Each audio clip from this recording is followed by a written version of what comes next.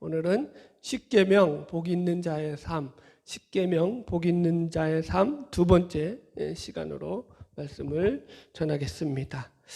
우리가 지난주에 십계명을 시작하면서 이 십계명이 구약의 율법을 대표하고 있다는 측면에서 먼저 율법에 대한 이해를 기본적으로 말씀드렸습니다.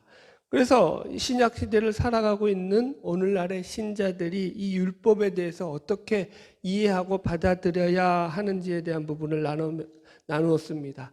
율법의 종류들, 그 다음에 율법의 기능들에 대해서 말씀을 드리면서 이 율법을 크게 잘못 해석하고 이해하고 있는 두 가지 관점에 대해서도 설명을 드렸습니다. 그 첫 번째가 신약 시대에 와서는 율법이 폐기되었으니까 율법은 필요 없다라고 생각한다는 이 율법 폐기론자들, 성화 무용론자들에 대한 주장이 잘못된 것에 대해서 말씀드렸고, 두 번째는 율법을 지켜야지만 구원을 얻을 수 있다고 주장하는 율법주의자들이라든가 행위구원론자들의 주장에 대한 부분들을 말씀드렸어요. 이거 전부 다 잘못된 이단 사상입니다. 그래서 말세가 되면 항상 극단으로 가요. 극단. 극으로 치우친다고요. 오늘날 예수 그리스도의 십자가의 복음으로 말미암아 구원받은 우리 신자가 구약의 율법을 대하는 가장 좋은 자세는 제가 지난주에 설명했듯이 칼빈이 제 율법의 3용법이라고 불렀던 율법의 세 번째 기능인 성화의 기능으로 이해하는 것이 가장 바람직하다고 말씀드렸습니다. 그래서 지난주에도 설명할 때에 예수님이 오심으로 의식법이라든가 이런 어떤 제사법 같은 폐기된 율법도 있지만, 그렇다고 율법이 전부가 폐기된 것이 아니라 오히려 십계명 같은 이런 도덕법들은 영원히 없어지지 않는 항존법에 속하는 법들이라고 했습니다. 그래서 예수님께서도 말씀 가운데 내가 율법을 폐하러 온 것이 아니라 율법을 완성케 하려고 왔다, 이렇게 말씀하셨다. 그러므로 율법은 폐기된 것이 아니라 우리 신자들의 신앙의 성숙과 성화를 위해서 아직도 필요한 것으로 보는 것이 가장 좋은 해석입니다. 이런 겁니다. 비록 신분적으로는 우리가 예수를 믿고 구원받은 하나님의 백성이요 자녀가 되었습니다만은 수준적으로는 아직도 우리가 하나님의 백성답고 하나님의 자녀다운 온전한 삶을 살아내는 것에서는 많이 부족한 것이 사실입니다. 그래서 하나님을 믿으면서도 어떻게 사는 것이 바르게 사는 삶인지를 갖다가 잘 모릅니다. 우리는 그런 모든 우리 신자의 삶의 내용과 방법들을 뭐에서 배워야 된다고요? 이런 십계명과 같은 말씀 속에서 배워야 된다고요. 어떤 삶이 하나님의 백성답게 사는 삶인지를 배울 수 있어야 되는 거죠. 그래서 제가 십계명을 준비하면서도 제일 포인트 두면서 말씀을 준비했던 게 그런 거예요. 우리가 하나님을 믿잖아요. 여기서 나 예수 안 믿는다고 하는 사람이 교회 나오는 사람은 아무도 없다고요. 이해하시죠? 여러분들 중에서 나는 예수 안 믿는데 의심쩍은데 교회 나온 사람 있어요? 그런 사람 빨리 예수 믿고 구원받길 축원합니다. 예수를 믿는데 개인적으로는, 한국 교회는 뭐냐면 개인적으로는 예수를 잘 믿어요. 개인적으로는 다 예수를 잘 믿는다고요. 그런데 관계적으로 보자고요.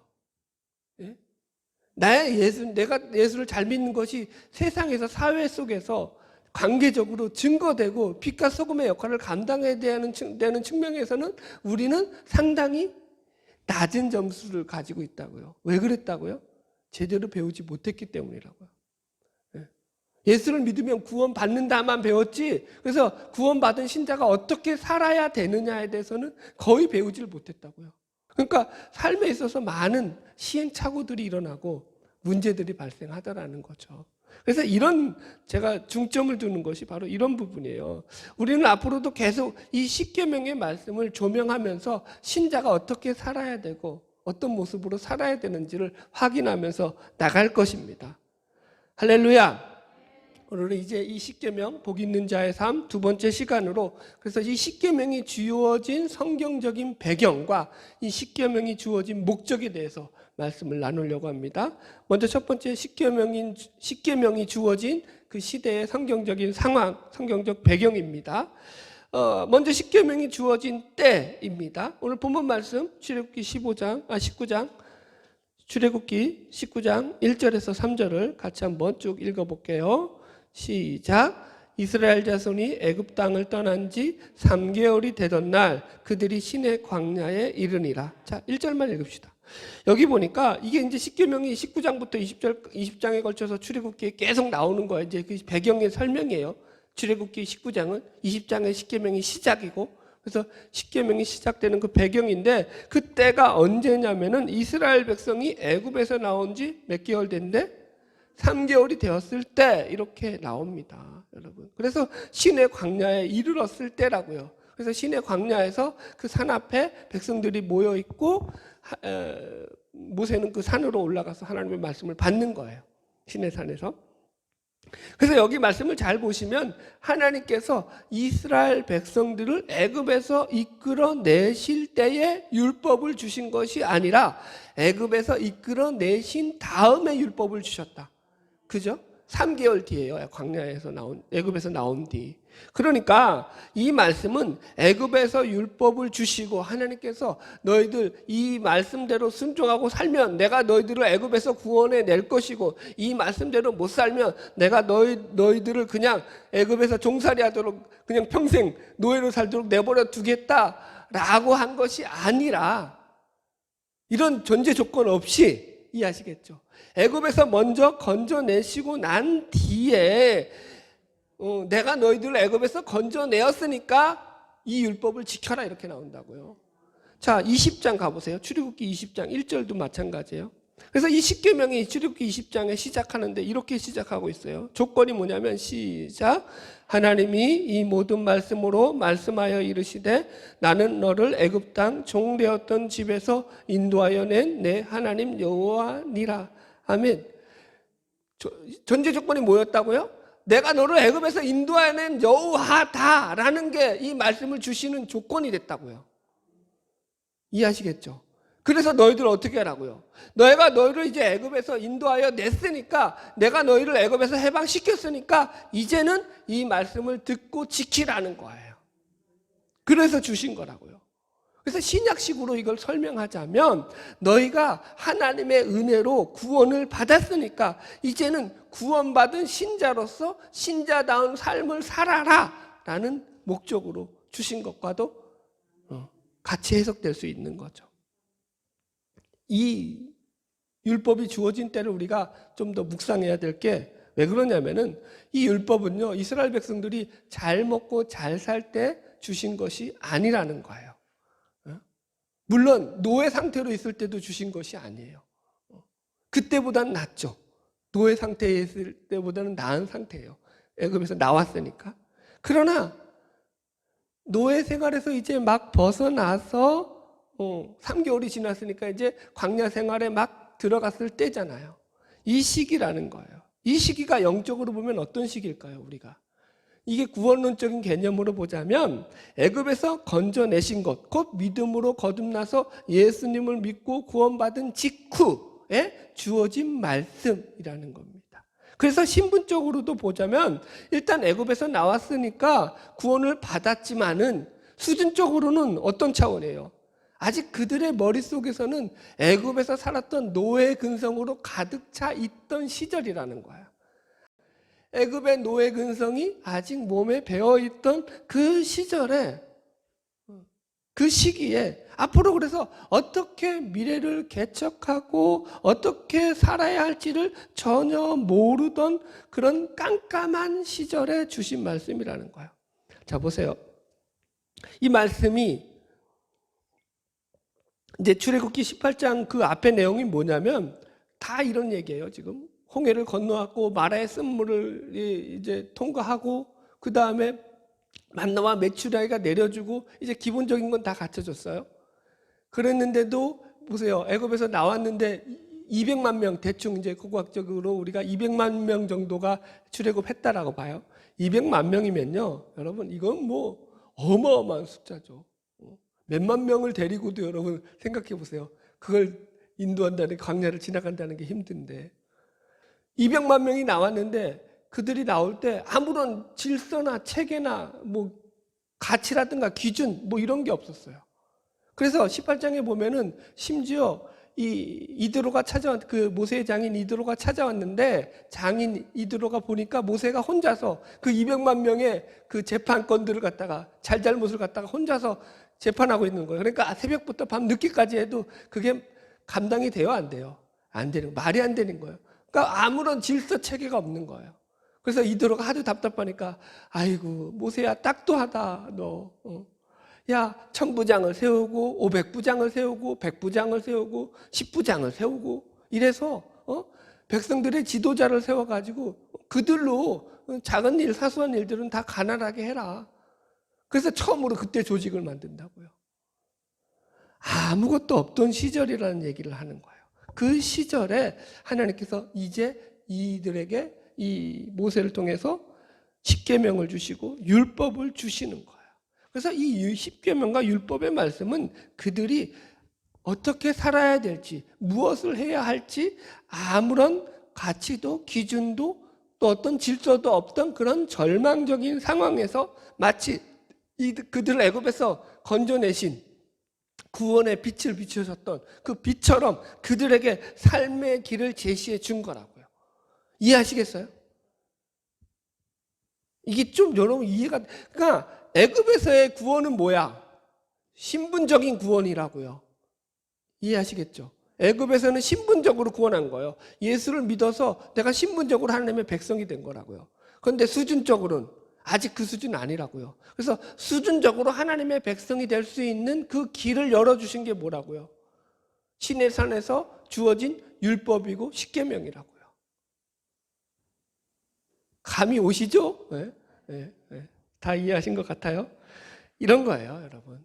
그러니까 부모도 없고 집도 없고 길거리에서 동냥을 하고 노숙을 하며 거지같이 살아가던 어린 아이에게 갑자기 어느 부부가 나타나가지고는 그 아이를 데려가지고 자기의 양자 삼아가지고 좋은 옷을 입히고 깨끗하게 씻겨가지고 맛있는 것을 먹이고, 그리고 그 아이만을 사랑해주면서 그 아이에게 온갖 사랑을 다 베푸는 것.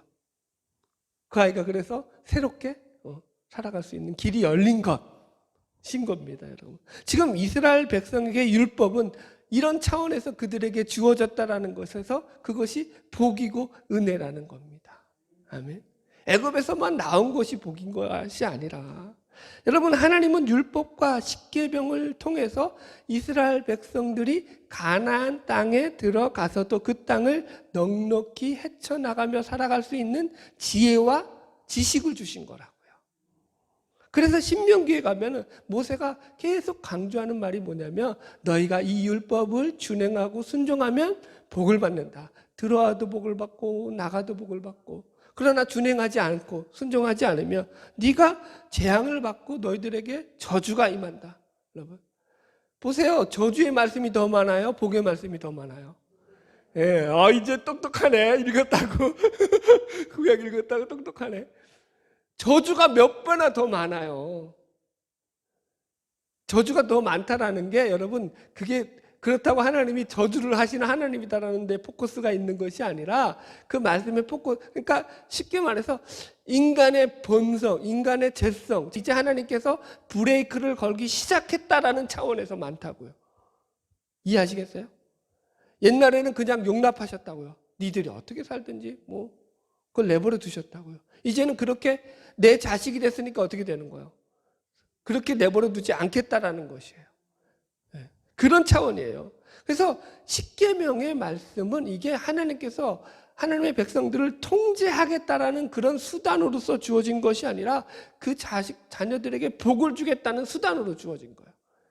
이게 현상적으로 보면은 똑같이 벽이에요.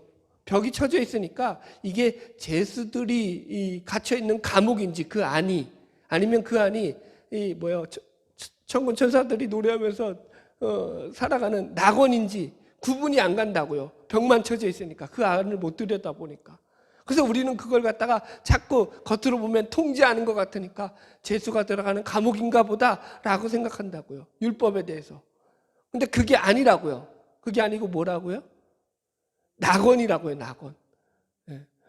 백성들을 보호하고 백성들을 뭐예요? 돌보는 울타리로 쳐져 있는 것이 율법이라는 거예요. 그들을 안전하게 지켜주는 보호막이 된다는 걸 이해하셔야 됩니다.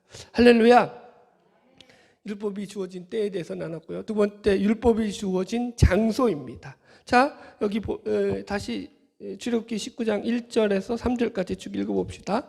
시작. 이스라엘 자손이 애굽 땅을 떠난 지 3개월이 되던 날 그들이 시내 광야에 이르니라. 그들이 르비딤을 떠나 시내 광야에 이르러 그 광야에 장막을 치되 이스라엘이 거기 산 앞에 장막을 치니라. 모세가 하나님 앞에 올라가니 여호와께서 산에서 그를 불러 말씀하시되 너는 이같이 야곱의 집에 말하고 이스라엘 자손에 말하라. 아멘. 여기 보니까 시내 광야에서 장막을 치고 3절에 보니까 모세가 하나님 앞에 올라가니 여호와께서 산에서 그를 불러 말씀하셨다. 그래서 이 산이 바로 시내 산이에요. 그래서 성경에 보면 이 시내 산이 바로 모세가 율법과 십계명을 받은 산입니다. 이 산은 호렙산하고도 같은 산입니다. 이따가 설명하겠지만. 그래서 성경에서는 대표적으로 산이 두 개가 나와요. 첫 번째는 시내산, 두 번째는 시온산. 뭐 다른 산도 여러 개 나오지만 상징적인 의미로. 그래서 시내산은 무슨 산이냐면은 모세가 하나님의 율법과 계명을 받은 산이 시내산이고요. 시온산은 솔로몬이 성전을 지은 산이 시온산입니다. 그래서 이 산의 차이가 뭐냐면 히브리서 12장에 가면은 시내산은 하나님께서 강림하신 산으로서 그 앞에 있던 백성들이 벌벌 두려워 떨 만큼 하나님이 심판주로 임하시는 그런 모습으로 소개되는 산이 시내산입니다. 반면에 시온산은 하나님의 백성들이 하나님의 구원하심을 찬양하면서 하나님께 예배드리는 산으로서 상징되는 것이 시온산입니다. 그래서 한번 읽어드릴게요. 히브리서 12장 18절. 너희는 만질 수 있고 불이 붙는 산과 침침함과 흑암과 폭풍과 나팔 소리와 말하는 소리가 있는 곳에 이른 것이 아니라 그 소리를 듣는 자들은 더 말씀하지 아니하시기를 구하였으니 이는 짐승이라도 그 산에 들어가면 돌로 침을 당하리라 하신 명령을 그들이 견디지 못함이라. 그 보이는 바가 이렇듯이 무섭기로 모세도 이르되 내가 심히 두렵고 떨린다 하였느니라. 그래서 여러분 집에 가서 이 출애굽기 19장을 한번 읽어보세요. 다시 한번. 그러니까 시내산에 임하신 하나님의 모습은 두렵고 떨린 심판주의 모습으로 임해요. 그래서 백성들이 덜덜덜 떨죠. 여인들 그래서 사람들도 다 옷을 빨고 그래서 자기들 못 올라가겠으니까 모세가 너 모세에게만 올라가서 하나님 말씀 듣고 우리에게 알려달라 그래요. 빽빽한 구름과 흑암과 불 붙는 그런 모습들이 계속 나타나요. 그러니까 엄한 심판자의 모습으로 왜 시내산에서 하나님이 나타나시는가 하냐면 이곳에는 율법이 주어지는 곳이기 때문에 그래요. 무슨 이야기냐? 그것은 율법은 항상 인과율적으로 원인과 결과가 누구에게 있는 거예요? 우리에게. 이해했어요? 우리가 잘 지켜야 되는 거라고요. 이거는 우리의 책임이 달린 문제라고요. 그래서 하나님이 다 하실 일일 것 같으면 하나님이 뭔 걱정이 있겠어요? 내가 다 알아서 해줄게. 니들은 가만히 있어. 이러면 되잖아요. 거기서는 심판주가 필요가 없다고요. 하나님이 다 책임져 줄 거니까. 뒤를 봐줄 거니까. 그런데 율법의 문제에 있어서는 하나님이 어떻게 하시는 거예요? 말씀을 주고 니들이 지키고 니들이 책임져야 될 너희들의 책임의 문제가 된다고요. 그래서 그것에 대한 책임에 대한 뭐예요? 중요성. 너희들 말 안 들으면 어떻게 되는 거야? 니들이 감당해야 될 문제야. 라는 측면에서 심판의 모습, 심판자의 모습으로 등장하신다고요. 율법이 주어지는 그 특징이라고요. 이해하시겠죠? 그러나 이 시온산은 안 그렇죠.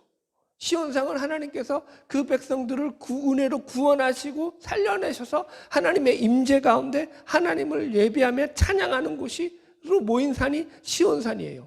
그래서 요한계시록 14장에도 가면 구원받은 14만 4천의 성도들이 어린 양 예수 그리스도와 함께 모여서 하나님을 찬양하는 그 산으로 등장하는 게 시온산이에요. 그래서 우리 신자들의 신앙은 궁극적으로 시온산에 그래서 모여서 하나님을 찬양하며 하나님께 경배하며 나가야 된다라는 거예요. 네, 할렐루야. 근데 문제는 그러니까 시온산이 우리 궁극적인 신앙의 목표고 목적이니까 신의 산은 필요 없다는 거예요. 그래서 신의 산의 무용성을 주장한다고요. 그럼 과연 그렇느냐라는 거예요. 그렇지 않죠, 여러분.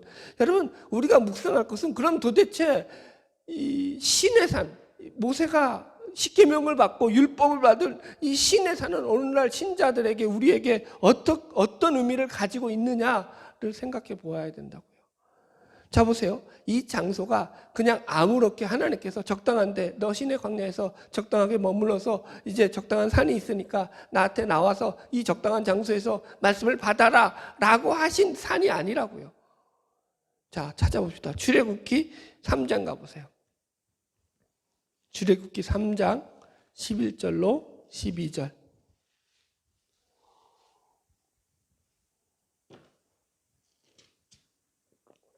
출애굽기 3장은 모세가 하나님 앞에 소명과 사명을 받는 장면이 나오는 말씀입니다. 3장, 출애굽기 3장 11절부터 쭉 읽어볼게요. 84페이지예요. 시작. 모세가 하나님께 아뢰되 내가 누구이기에 바로에게 가며 이스라엘 자손을 애굽에서 인도하여 내리까. 하나님이 이르시되 내가 반드시 너와 함께 있으리라. 내가 그 백성을 애굽에서 인도하여 낸 후에 너희가 이 산에서 하나님을 섬기리니 이것이 내가 너를 보낸 증거니라. 이런 말씀이 나와요. 이 말씀에 대한 설명을 좀 드리자면은 하나님께서 이 하나님의 산 호렙산, 여기 1절을 읽으세요. 다시 3장 1절 시작. 모세가 그의 장인 미디안 제사장 이드로의 양떼를 치더니 그떼를 광야 서쪽으로 인도하여 하나님의 산 호렙의 이름에 여호와의 사자가 떨기나무 가운데서부터 나오는 불꽃간에서 그에게 나타나시니라. 그래서 모세가 지금 하나님을 만난 산이 이 호렙산이에요. 그죠? 그래서 호렙산에서 하나님이 모세를 부르시고 그를 통하여서 이스라엘 백성을 애굽에서 인도하여 내실 것이다 라는 말씀을 하셨는데도 불구하고 모세가 그 하나님의 부르심에 순종해요? 순종하지 않아요? 순종하지 않죠, 처음부터. 그래서 하나님, 여기 10절에 나오잖아요. 이제 내가 너를 바로에게 보내어 너에게 내 백성 이스라엘 자손을 애굽에서 인도하여 내게 하리라. 그러니까 모세가 11절에 모세가 하나님께 아뢰되 내가 누구이기에 바로에게 가며 이스라엘 자손을 애굽에서 인도하여 내리이까. 이거예요. 하나님 작작도 하십니다. 보낼 만한 자를 보내소서. 나 같은 자가 무슨 실력이 있고 무슨 자격이 된다고 바로에게 가고 애굽에서 이스라엘 백성을 인도하여 내겠습니까? 하나님 말도 안 되는 소리 하지 마십시오. 저는 못합니다. 이렇게 지금 하는 거예요. 그러니까 하나님이 모세의 이 거부에 대해서 이런 답을 주셔요. 12절 다시 보세요. 하나님이 이르시되 내가 반드시 너와 함께 있으리라. 내가 첫 번째가 뭐예요? 하나님께서 내가 너와 함께 있을 것이다. 이 말씀은 무슨 말이냐면 너가 잘나서 너의 실력으로 이스라엘 백성을 애굽에서 이끌어내라는 말이 아니다. 내가 그 일을 할 거야. 내가 너와 함께 있어서 내가 그 일을 이룰 거야. 이 말인 거예요. 그러면서 두 번째 말이 뭐냐면 내가 그 백성을 애굽에서 인도하여 낸 후에 너희가 이 산에서 하나님을 섬기리니 이것이 내가 너를 보낸 증거니라. 두 번째가 뭐냐면 내가 그래서 1년 뒤에 너를 이 산에 이끌어내가지고 애굽 백성들을 다 이끌어내서 지금 네가 나와 함께 서 있는 이 산 호렙산에서 너가 나에게 예비를 하며 섬길 거라. 그것이 내가 너를 보낸 증거가 될 거야. 내가 너에게 사명을 맡긴 이 사명의 증거가 될 거다. 네가 믿지 못할지라도. 이런 식이에요, 여러분들. 그러니까 하나님이 지금 아직도 1년이라는 아직 일어나지도 않는 1년 뒤에 일어날 그 일에 대해서 미리 말씀하시면서 너가 1년 뒤에 이 산에 내려와서 이 산에 올라와서 나에게 너의 백성들과 함께 나를 섬길 것이다. 그래서 이것이 내가 너를 뽑아서 너에게 사명을 맡긴 증거가 될 것이다. 이렇게 말씀하십니다. 여러분, 모세는 이 호렙산이 신의 산인 것을 갖다가 그 신명기 그의 기록 속에서 분명히 얘기하고 있어요. 신명기 5장 2절 우리 하나님 여호와께서 호렙산에서 우리와 언약을 세우셨나니 라고 해서 모세는 자기가 이 언약을 받은 이 시내산이 바로 호렙산이었다라는 것을 분명히 밝히고 있습니다. 그러니까 이런 거예요. 호렙산은 뭐냐면 이 두 산이 같은 산이라는 게 무슨 말이냐면은 명칭으로는 여기가 호렙이었을 거예요. 그러니까 호렙산이라고 불렀나 보죠. 그러나 큰 지역으로 보면은 뭐예요? 시나이 반도라고요. 시내 반도에서 시내 광야에 있는 산이었다고요. 그래서 다른 명칭으로 뭘로 불렀다고요? 시내 산으로 불렀다고요. 그래서 같은 산인데 두 가지 이름을 가지고 있다고요. 다른 산이 아니라고요. 그러니까 이게 지금 무슨 말인지 이해하시겠죠? 상식적으로 우리가 논리적으로는요, 이게 말이 안 되잖아요. 누가 이런다고 칩시다. 당신 나에게 만약 10억을 투자하십시오. 그럼 내가 1년 뒤에 1000배로 불려주겠습니다. 그럼 뭐라 그러죠? 이 사기꾼아 물러가라. 이럴 거 아니에요. 하나님이 지금 그딴 식으로 지금 모세에게 도전을 하시는 거예요. 말을 못 믿는 거죠. 그런데 어찌되었던 간에 시간을 흘러서 1년이 지났다고요. 그리고 모세가 어찌 돼가지고 지금 많은 일이 벌어지고 1년 뒤에 하나님이 말씀하신 대로 딱 자기가 서 있는 데를 가보니까 자기가 어디 있는 거예요, 지금. 이 호렙산, 시내산에서 하나님의 말씀을 받고 있더라는 거죠. 지금 이 얘기예요. 이 말씀을 받은 장소가 바로 이런 장소라는 거예요. 그래서 이 십계명을 받은 시내산은 우리가 해석하자면 이 산은 말씀의 장소이며 사명의 장소이고 약속의 장소이고 증거의 장소예요. 네. 그러니까 이게 비록 신의 산이라고 해서 하나님 앞에 이게 하나님이 심판관의 모습으로 임재하시기는 하셨지만 그럴지라도 하나님은 그곳에서 모세를 부르시고 그에게 사명을 맡긴 장소이며 최종적으로 가서는 그것을 증거하는 장소로 그것을 확인하는 장소로서 거기에 하나님이 율법과 십계명을 모세에게 계시하고 계신 장소가 바로 이 신의 산이라는 거예요. 여러분. 예를 들어가지고 성경에서 아브라함이 조카 롯이 떠난 뒤에 마물의 상수리 숲풀에 앉아가지고 막 근심하고 있을 때 하나님이 그에게 나타나서 야, 너 눈을 들어 동서남북 좌우를 다 바라봐라. 내가 너에게 다 줄 거야. 그러지 않아요. 그때 하나님이 그에게 말씀하고 약속하신 그 땅이 어디라고요? 마물의 상수리 숲풀 그 땅이라고요.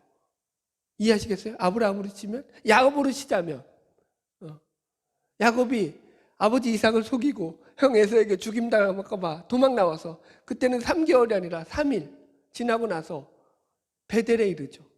아직까지 그 땅이 베델이라고 이름 짓지 않을 땅이었죠. 거기서 그 땅에 이르러가지고 어땠죠? 하나님을 만나잖아요. 그리고 하나님께서 그에게 약속하신다고요. 내가 너와 함께 할 것이고 내가 다시 너를 불러서 이 땅에서 살게 할 거야. 그래서 거기 그 땅 이름을 야곱이가 베델이라고 한다고요. 아멘? 베델과 같은 땅이라고요. 그래서 나중에 세겜에서 자기 딸 디나가 겁탈당한 뒤에 큰 분변을 당한 뒤에 드디어 깨닫고 야곱이 올라가는 땅이 베델이라고요. 그런 땅이라고요. 베델과 같은 땅이고 아브라함에게 마물의 상수리 숲풀과 같은 땅. 그 마물의 상수리 숲풀이 가나안 땅이에요. 그게 이해하자면. 그런 땅이라고요. 베드로 하나 더 할까요? 베드로에겐 갈릴리 호숫가에서 고기 잡고 있을 때 예수님이 그를 부르셨잖아요. 사람 낚는 어부가 되라. 그걸 부르셨다고요. 그러다가 또 예수님이 죽으시고 예수님을 배반하고 도망쳐가지고 다시 그 갈릴리 호숫가에 내려가서 그 이제 디베라 호숫가예요. 그 호숫가가 고기를 잡고 있다고요. 근데 예수님이 또 찾아왔죠. 부활하신 예수님이 그 호숫가에 또 찾아왔다. 그 장소에 또 찾아왔다고요. 그를 처음 불렀을 그 장소에 또 찾아와서 야, 네가 나를 사랑하냐? 찍소리 못하죠? 내 양을 먹여라. 네가 나를 사랑하냐? 그러면서 네 양을 먹여라 라고 해서 다시 그를 부른 사명의 장소가 디베라 바닷가라고요. 그 장소라고요. 말씀의 장소고 약속의 장소고 증거의 장소며 여러분 확인의 장소라고요. 여러분 우리 신자에게는 이런 장소가 있어야 된다고요. 이게 신비주의로 가라는 거 아니에요. 주여 주여 불러 해가지고 막 하나님 앞에 눈물 펑펑 흘리고 그래가지고 하나님 만났다 이런 장소, 그런 장소가 아니라 말씀을 받은 장소, 하나님의 말씀이 나한테 임해서 내가 그 말씀대로 목숨 걸고 이제 살아야겠다 하는 그 장소. 그래서 대부분의 그 장소는 어디가 되죠? 교회가 된다고요. 예배의 자리가 된다고요. 그 말씀을 받은 자리가 된다고요. 물론 어떤 사람은 가정도 될 수 있었고, 어떤 사람은 뭐 부흥회가 될 수도 있겠고, 어떤 사람은 뭐 산에 올라가서 산기도하다가 그런 말씀을 받을 수도 있어요. 뭐 여러 장소가 될 수 있지만 제가 강조하는 것은 그런 말씀을 확인하는 장소가 있어야 된다는 거예요. 신자는. 내가 말씀 때문에, 그 말씀 때문에 내 목숨조차도 아깝지 않은 만큼 내가 그 말씀에 목숨 걸고 살아야 되겠다고 결단하며 다짐한 그 장소가 있어야 된다고. 그게 뭐 한 번에 확 체험으로 안 와도 좋아요, 여러분. 서서히 가랑비에 옷 젖는다고 해서 말씀이 서서히 들어와서 나는 거기서 말씀을 배우면서 나는 이제 나는 하나님 못 떠나요 하는 장소, 그런 장소를 말하는 거예요. 아멘. 저는 우리 교회가 그런 장소가 되기를 주님의 이름으로 축복합니다. 할렐루야. 확인하자고요. 말씀이 들어와야죠, 여러분. 그 말씀대로 그래서 이제 사라지는 거죠. 할렐루야. 마지막 세 번째, 십계명을 주신 목적입니다. 출애굽기 19장 다시 넘어갑시다. 출애굽기 19장 4절부터 6절까지 읽읍시다. 시작. 내가 애굽 사람에게 어떻게 행하였음과 내가 어떻게 독수리 날개로 너희를 업어 내게로 인도하였음을 너희가 보았느니라. 세계가 다 내게 속하였나니 너희가 내 말을 잘 듣고 내 언약을 지키면 너희는 내 모든 민족 중에서 내 소유가 되겠고 너희가 내게 대하여 제사장 나라가 되며 거룩한 백성이 되리라. 너는 이 말을 이스라엘 자손에게 전할지어다. 아멘. 여러분 여기 보시면 하나님께서 왜 이들에게 십계명을 주시고 율법을 주시는가 하면은 여기 5절 이하에 세계가 다 내게 속하였으니 너희가 내 말을 잘 듣고 내 언약을 지키면 너희가 모든 민족 중에서 내 소유가 되고 내게 대하여 제사장 나라가 되고 거룩한 백성이 되리라. 이걸 위해서 주셨다고요. 그러니까 이 말씀들을 준행함으로 인해서 너희가 하나님의 소유된 백성이 되고 제사장 나라가 되게 하려는 것이 하나님이 이 말씀과 율법을 주신 목적이라고요. 이 말씀을 잘못 이해해서 마치 율법을 지켜야 너희들이 내 백성이 될 것이다 이렇게 오해할 수 있는데 이건 그런 말씀이 아니에요, 여러분들. 보세요. 3절에 보면 하나님께서 모세에게 말씀을 주시는데 그 말씀을 주시는 대상이 3절 가보세요. 이게 여기 하반절에 너는 이같이 야곱의 집에 말하고 이스라엘 자손에게 말할 것이다 라고 해서 이 말씀을 누구에게 줬냐면 야곱의 집, 말씀을 받는 대상들이 이스라엘 자손이라고요. 야곱의 집, 이스라엘 자손이라는 말은 이미 그들이 하나님 앞에 부름받은 백성이라는 뜻입니다. 이미 이 시내산 언약은 하나님께 부름받은 백성들에게 주어진 언약이에요. 이스라엘이라는 뜻이 하나님을 이긴 자라는 거예요. 다른 말로 하면 하나님께서 친히 져주는 존재들, 져주시는 존재들. 여러분 보세요. 하나님께서 져주시는 존재가 누가 있죠? 자식들밖에 없어요. 이해하시겠죠? 부모가 누구에게 지죠? 자식들. 왜 져주는 거죠? 자녀니까 진다고요. 이스라엘이라는 의미는 그거라고요. 하나님이 내가 너희의 부모가 되고 아버지가 되겠다라서 져주겠다라고 해서 이스라엘이라는 이름을 주신 거라고. 이런 전제가 깔려 있는 거예요. 그래서 그러면서 주신 말씀이라고요. 너 이제 믿고 내 자식이 되라고 주신 말씀이 아니라고요. 자식이기 때문에 주신 말씀이라고요. 자, 6절 다시 돌아가 봅시다. 그래서 너희는 내 소유가 된다는 거예요. 그죠? 그 다음에 내게 대하여 제사장 나라가 되고 거룩한 백성이 된다는 거예요.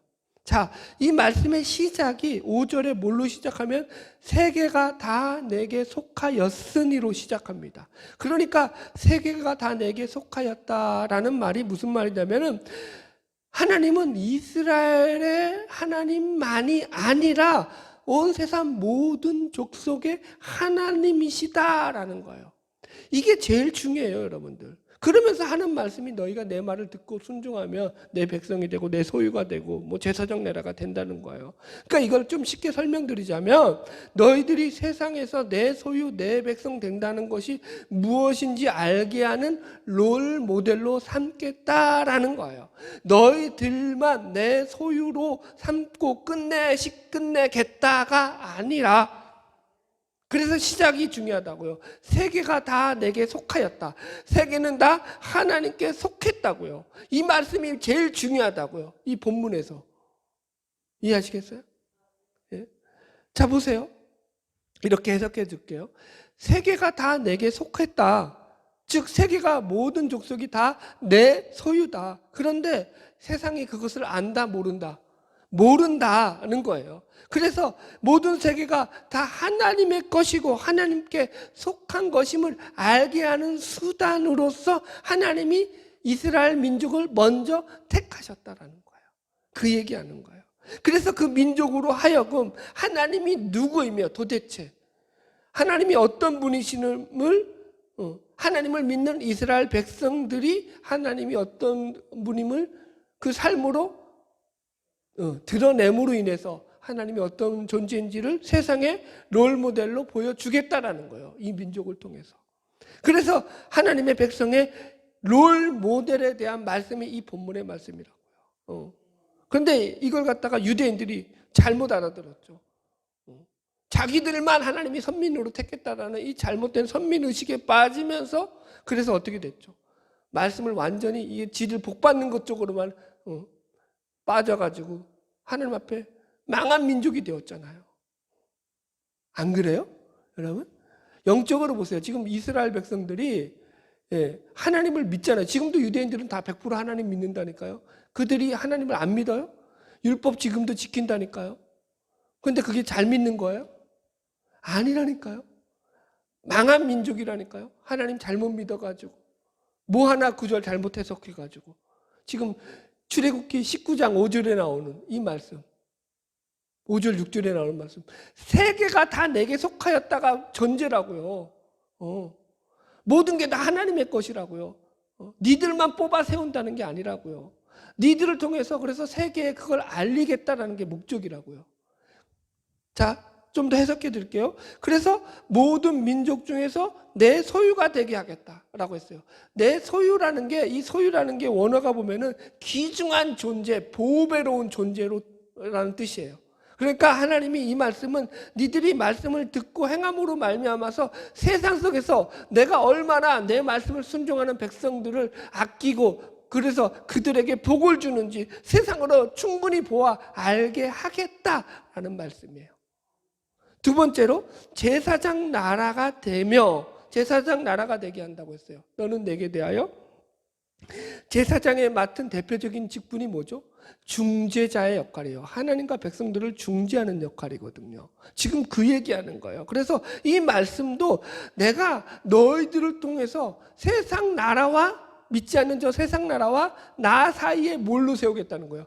중보자, 중재자로 세우겠다는 거예요. 너희들을 통해서 나를 알리는 수단으로 삼겠다라는 거예요. 하나님께서. 제사장이라는 것은. 그래서 그것은 신약에서도 동일하게 나오잖아요. 마지막으로 거룩한 백성이 되게 하겠다. 이 말씀도 거룩이 뭔지를 모르고 의가 뭔지를 모르는 자기 욕심만을 쫓아 살아가는 세상을 향해서 거룩이 뭔지를 세상 사람들로 너희들을 통해서 알게 하겠다. 거룩한 백성이 되리라. 세상과 구별되는 삶이 뭔지를 알게 하겠다라는 거예요. 그래서 이 말씀들이 다 주어진다고요. 십계명이 주어진 목적. 이해하셨겠죠, 여러분들? 그러니까 본질은 다 뭐예요? 세상으로 하나님을 알리기 위한 하나님께서 한 뭐예요? 은혜와 사랑으로 그들을 먼저 택하셔서 그들을 사용하신 거예요. 이걸 착각하면 안 된다고요. 그래서 신앙이라는 것은 언제나 개인적인 차원에서만 머무르지 않는다고요. 나만 예수를 잘 믿으면 되지가 아니다고요.